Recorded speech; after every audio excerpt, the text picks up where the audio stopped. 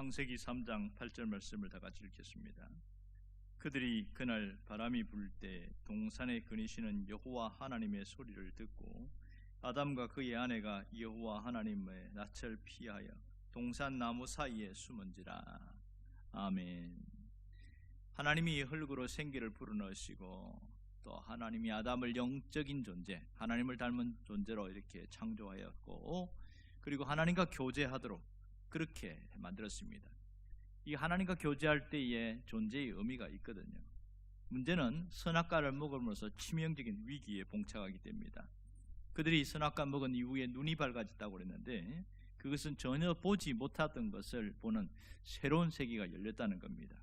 결국 죄악의 세계, 어둠의 세계, 육신의 세계를 보게 되어진 것이죠. 이로 인해서 그들에게 변화가 찾아왔습니다. 몸의 변화와 마음의 변화가 왔는데, 몸은 하나님의 영광이 사라지고 초라하고 추한 몸으로 바뀌어 있고, 마음은 두려움과 불안과 수치심으로 이렇게 끝없이 절벽으로 떨어지는 그런 일이 되어버렸습니다. 선악과를 먹은 이후에 제일 먼저 반응이 뭐냐면 나무 사이에 숨어버렸다는 겁니다. 그날은 오늘 그날에 그랬는데, 이때는 선악과를 따먹은 날에 그런 뜻이 되겠지요.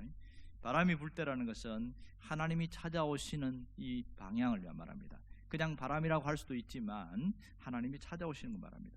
오늘 여기 동산에 거니시는 하나님 이렇게 말했는데, 이것은 하나님이 아담과 언약을 맺고 난 이후에 찾아오신 것을 얘기하고 있는 것이죠. 그 다음에 하나님의 소리라고 말하는데, 그것은 하나님이 다가오시는 하나님의 발자국, 하나님의 목소리, 이렇게 얘기할 수 있겠죠. 어쨌든 하나님이 오신 것을 아담이 알았습니다. 그렇지만 안 이후에 반응이 뭐냐면 숨어버린 거죠. 그들이 숨어버렸습니다. 오늘 여기 말합니다. 아담과 그의 아내가 여호와의 낯을 피하여 동산나무 사이에 숨은지라 이랬습니다. 왜 숨었을까? 선악과를 가지고 먹고 난 다음에 나타난 결과가 바로 이런 부분입니다. 이 두려움이 있죠. 낯을 피하여 숨은지라, 직역하면 그래서 낯으로부터, 하나님의 낯으로부터 스스로 숨었다, 숨겨졌다 이렇게 표현합니다.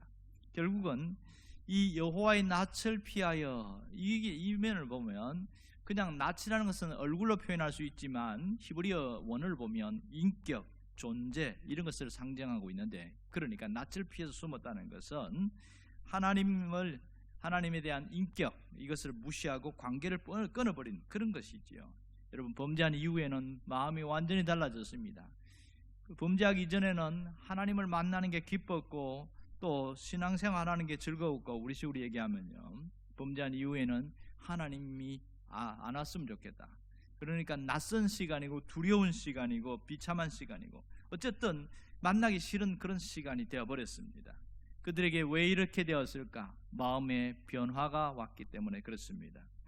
몸도 변화가 됐지만은 하나님을 만나기 싫은 마음이 생겼고요, 하나님을 거부하게 되어졌고, 하나님으로부터 멀리 떠나는 어색하고 거북한 느낌이 여기서부터 시작되어졌습니다. 결국은 하나님이 찾아오는 소리를 들었음에도 불구하고 그들은 마음 문을 닫아버렸다는 것입니다. 그러나 여기에 놀라운 복음의 소식이 있습니다. 그것이 뭐냐? 바로 그럼에도 불구하고 하나님이 찾아오셨다는 말씀입니다. 거룩하신 하나님께서 죄를 범한 인간을 그냥 버려두지 않으시고 아담을 위하여 찾아오신 자비로우신 하나님이다. 이걸 우리가 알 수 있습니다. 하나님이 찾아오신 이유는 벌을 주고 심판하는 것인가? 절대로 그렇지 않지요. 아담을 살리고 아담을 다시 회복시키려는 것이 하나님의 목적이었습니다. 그러나 아담은 점점 하나님이 가까이 가면 갈수록 두려워서 숨고 또 숨었습니다. 죄의 특성이 뭐냐? 숨고 피하고 도망가는 것이 죄의 특성입니다.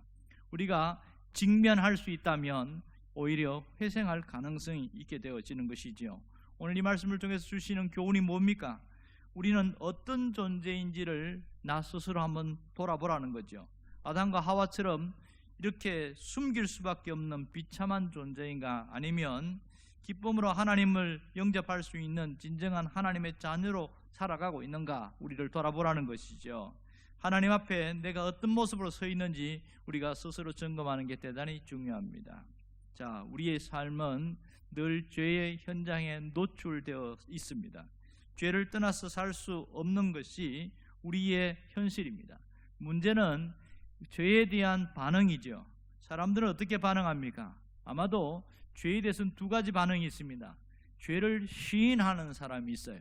자기가 잘못을 인정하고 죄를 인정하는 사람들이 있고, 또 하나는 아주 화인 맞은 양심을 가진 사람이 있습니다. 그러니까 죄를 거부하고 나는 죄를 안 지었다고 그러고 회피하는 사람이 있습니다. 죄를 짓고도 뻔뻔하게 나타나는 것은 현대인들의 모습이라고 할 수 있습니다.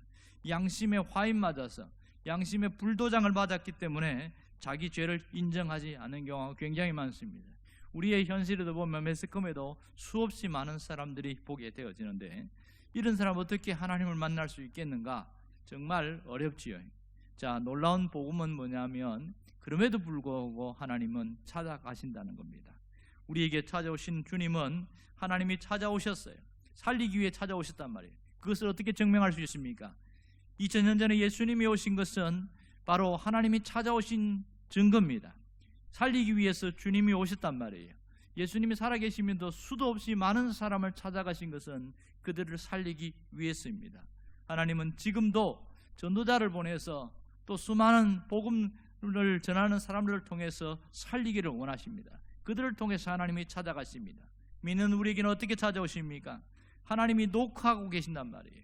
우리가 하나님의 자녀임에도 불구하고 하나님을 떠나고 이 아담처럼 하나님 곁을 떠나서 숨어버리려고 하는 그런 성향이 있습니다. 하나님이 찾아오실 때 요한계시록 3장 27을 보면 이렇게 말합니다. 문 밖에서 주님이 두드리고 계신다. 볼지어다 내가 문 밖에 서서 두드리노니 누구든지 내 음성을 듣고 문을 열면 내가 그에게로 들어가 먹고 그는 나로 더불어 먹으리라. 이렇게 이야기합니다. 문 밖에서 주님이 두드리신다는 거죠. 그걸 어떻게 알 수 있어요? 가끔 내가 마음이 힘들고 울적하고 그렇게 교회는 못 나왔지만 또 하나님 앞에 가까이 가지 못했지만 자꾸 하나님을 찾고 싶어요. 예배당에 가고 싶어요. 뭔가 예배에 드리고 싶고, 이런 마음이 있을 때는 뭐냐면 주님이 내게 문을 두드릴 때에 느껴지는 감정이에요. 그럴 때에 다시 내가 어떻게 하오 이렇게 다시 아담처럼 숨어버린다면 우리는 점점 기회가 좁아지고 있다는 사실이죠. 그럴 때에 내가 용기를 내어서 그 자리에서 먼저 무릎을 꿇고 하나님 찾으면 그때부터는 희망이 보이기 시작합니다. 우리의 가장 큰 문제는 하나님으로부터 자꾸만 도망을 가려고 하는 것이 가장 큰 문제입니다. 그래서 예배당에 나왔지만 가면을 쓰고 전혀 아무 문제가 없는 사람처럼 그럴 때에 우리에게는 정말 희망이 없습니다. 하나님 앞에서는 그냥 다 내어놓고 하나님 찾으면 됩니다. 그럴 때에 하나님이 우리에게 오셔서 오늘 다시 회복시킨다는 사실을 잊지 않기를 원합니다. 하나님은 나 한 사람을 귀중하게 여기십니다. 나의 선택, 그래서 나의 행동이 너무너무나 중요한 것이지요. 내가 선택을 혹시 잘못했다 할지라도 주님은 다시 한번 기회를 주시는 분임을 잊지 않기를 원합니다. 여러분, 사람의 가치는 하나님이 원하시는 나를 발견하는 데 있습니다. 하나님께서 원하시는 삶을 살아가는데 사람의 진정한 가치와 희망과 보람이 있습니다. 내가 살아가면서 돈을 많이 버는 것이나 건강하게 사는 것에 가치 있는 것이 아니라 하나님이 원하시는 나로 서 있는 거기에 진정한 가치가 있다는 것을 잊지 않기를 원합니다. 기도하겠습니다. 범죄한 인간을 찾아오신 주님이 오늘 우리도 찾아오심을 믿습니다. 주님의 노크소리에 마음을 열고 다시 한번 새롭게 시작할 수 있게 하여 주시옵소서. 예수님의 이름으로 기도합니다.